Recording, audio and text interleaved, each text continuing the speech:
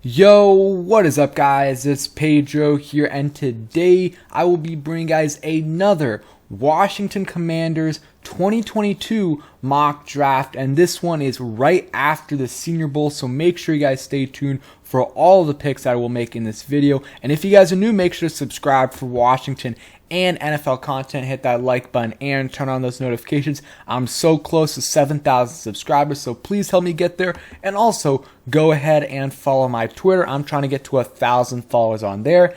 Now let's get right into the video. Okay, so let's get started with this mock draft for the Washington Commanders. The Washington Commanders will be picking at spot 11 in the first round. In most other rounds, I believe they don't have a 5th round pick, but besides that, unless they make a trade, they're going to be picking 11th in each, draft in each round. So, not bad draft positioning for the Washington Commanders. And I'm going to be trying to, have a mock draft out every couple weeks or so. Once we get closer to free agency, I probably won't have them out every couple weeks. It'll probably be, one in every 3 weeks. And then after free agency, that's when things are going to really start to pick up. So let me know down below in the comments section, what you guys think about the mock drafts, how often I should do them. And also if you guys want to see any themes, I definitely would be down to do that for sure. So this is the first mock draft I've done after the Senior Bowl, and we have a few players have definitely risen up the boards. I mean, Malik Willis a couple weeks ago when I did the mock draft was ranked in the 50s and 60s for this site. Like, he was there in the second round when I was selecting, but now he was the first quarterback selected, and the Denver Broncos selected him at 9. I don't know if that's going to be the case. I still like Kenny Pickett a little bit more. I think he's going to be at the minimum an average or slightly below average starting quarterback, a guy you can win with, but I definitely think he has some potential, can be someone like Derek Carr. And if you can get someone like Derek Carr on a rookie contract, that for 5 years, that is an absolute steal, and I think he can become a Derek Carr type quarterback. Let's go ahead and see. He's the number 1 quarterback available, and he's my number 1 quarterback in this draft. There's some other guys that we could go. Sauce Gardner, really good corner. Andrew Booth, another corner. I just don't think corner in round 1 is the way to go for us, because we could upgrade there, sure, but I am totally fine with Kendall Fuller and William Jackson. They both finish off the year strong, especially Kendall Fuller. So I'm going to go ahead and take Kenny Pickett right here. Obviously played at Pitt, about 6'3", 220 pounds. Let me read his, stats and everything, and then I'll read some notes because I have watched, I think, 4 games of his film. So this past year had a breakout year, 42 touchdowns, 7 interceptions, threw for 4,319 yards and a 67% completion percentage.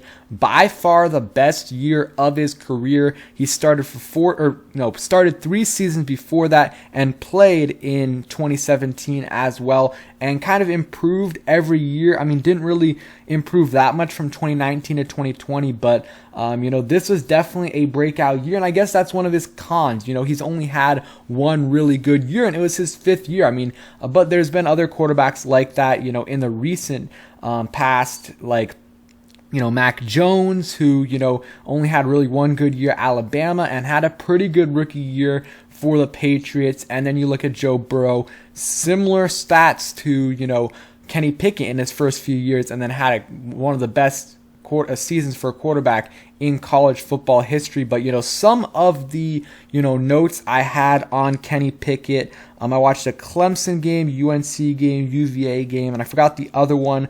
But I mean, he has very good mobility, able to extend plays. I mean, you look at the stats, the rushing stats, and you see 97 rushes for 241 yards and 5 touchdowns. Like, that doesn't seem like a lot, but they don't really use him that much on designed runs. A lot of those attempts are kneel downs, or he has to get run out of the pocket and try to get a couple extra yards. He's really good at throwing on the run, and he's probably the best quarterback in my opinion in this class on throwing on the run. He just does it so much. I mean, he doesn't even throw it that much in the pocket. He likes to run out of the pocket and throw it on the run when he has to. Makes a lot of off-platform throws, which is a little bit concerning sometimes, but he's able to make them. So let's see if he can do that on the NFL level. He has good velocity and solid arm strength, like solid arm strength. Not elite, like Malik Willis definitely has more arm strength, but I think Kenny Pickett has some more, accuracy and more consistency than Malik Willis. Some of the cons: holds onto the ball for too long, which leads to penalties and a lot of sacks, and he almost never throws the ball away. I mean, that's one of the biggest cons for him. He holds onto the ball too long. He's able to extend the play a little bit, but then he either gets sacked or he takes a big hit, and sometimes it'll be like he should throw it away, but he throws it down the field, and sometimes he'll get lucky and his receiver will make a play for him, but sometimes it's thrown in harm's way and it's either picked or should have been picked. And then some other things: questionable decision making. I kind of just pointed to that. And then his deep throws, he underthrows them sometimes. So that's kind of what I've seen from Kenny Pickett in the games that I've watched from him, but I still think he's the number one quarterback in this class. Again, it's not a strong class for quarterbacks, but I definitely think he would be a good pick here at 11. I don't know if he'll be here. I think the Panthers would consider taking him. It all depends, guys, on what happens in free agency and the trade market, because if we get Russell Wilson, which is a long shot, but if we do, or someone else like that, we're obviously not going to be taking Kenny Pickett or someone like that in the first round. So now on to our second round pick. Okay, so there's a bunch of different spots we could go here in the second round. Receiver, I mean, 3 of the top players available are receivers. Drake London, though, I do not think he's going to be available here, kind of early, middle of the second round. I think he's going to go in the first. Could be one of the first receivers taken off the board.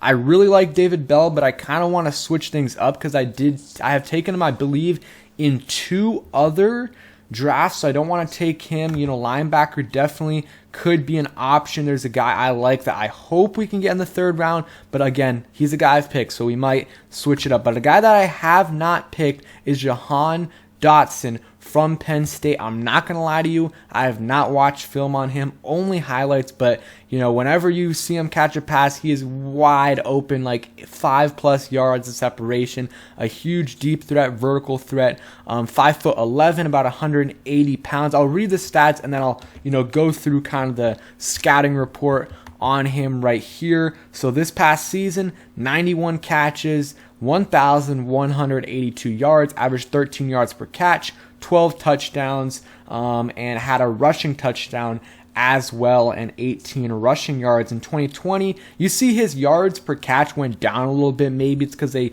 used him a little bit more in the screen game and the short passing game, but you see those first 3 years, I mean, he averaged 15, 18, and 17 yards per catch. And I mean, he has 25 touchdowns in the last 3 years, and that is really really impressive, and 20 touchdowns in the last 2 seasons. He would add a vertical, threat to this receiving game, and I think we could use another offensive weapon out there.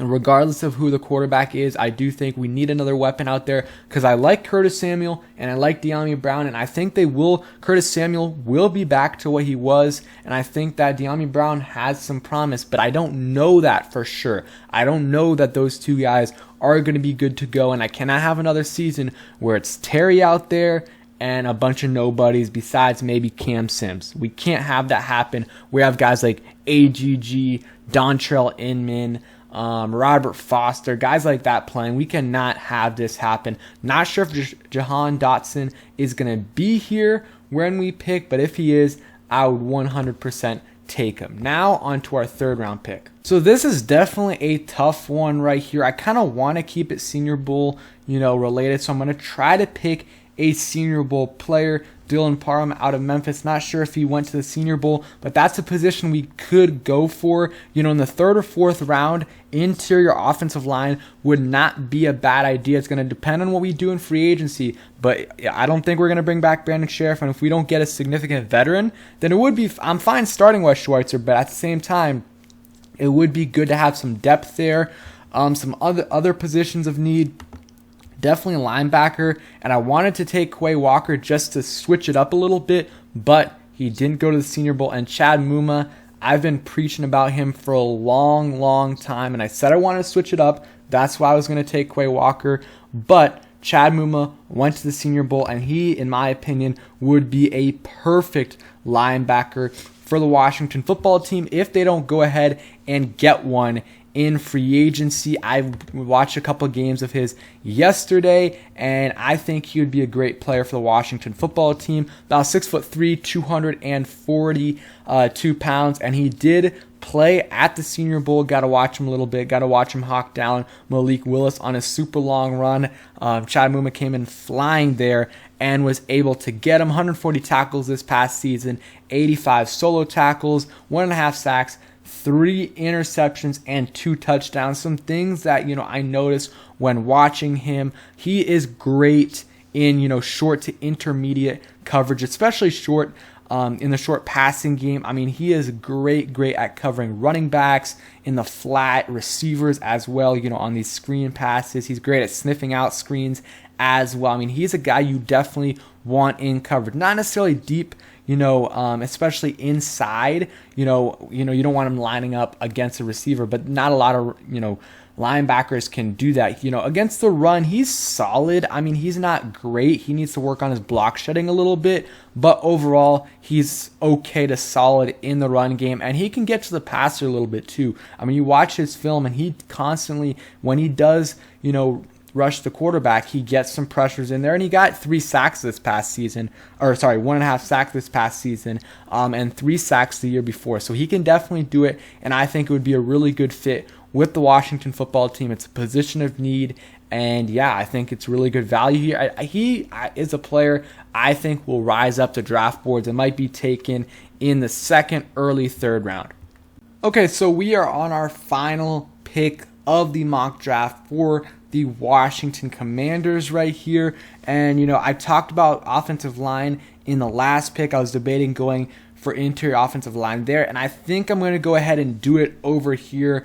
There's some solid options, but I'm going to go ahead and take Alec Lindstrom from Boston College. Again, Sheriff likely leaving. We have, it leaves us with Eric Flowers, Wes Schweitzer, and Sadiq Charles. And I like that group. I mean, Eric Flowers is a good starter in this league. Wes Schweitzer is, has been a backup, but I think he's, when he does play, he plays at a starting level player, even, above average starter at some times in the season. And he's versatile, can play left guard, center, and a right guard. And then also, Sadiq Charles. I think he played better than, some people give him credit for. And I think he's a guy worth watching and keeping. And I think he can play for you. But I think, it's never bad to get some depth. I mean, you saw the injuries we had last year. And I think someone like Alec Lindstrom from Boston College, he's the best player available right here at the offensive line position. Out of any of the positions, about 6'3", 300 pounds. So a little bit small.